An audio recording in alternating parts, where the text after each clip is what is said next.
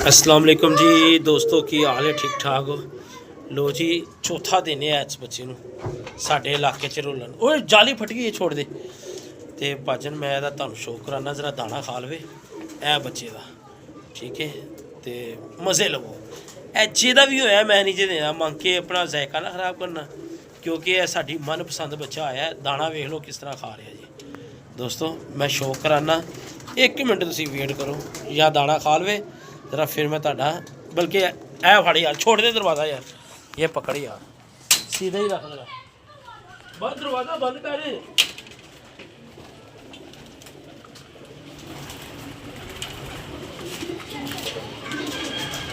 और यकीन मनो बहुत ही आला जिन्होंने कहते ना।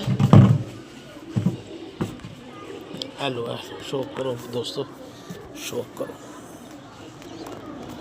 क्या बात है यार।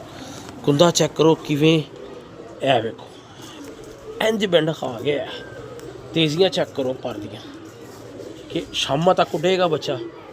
किसी गरीब का आ गया, जेदा भी सज्जन का है, ये परदेसी बच्चा लग रहा, इत्थे का नहीं लग रहा, ठीक है? यह रंग लगे हुए जे, तो मिलना मुलना कोई नहीं जे, जेदा भी होया अल्लाह खैर करे, इत्थे ही उठेगा। और कम से कम चौथा दिन ये इस बच्चे को, भाई चौथा दिन ओके कर यार।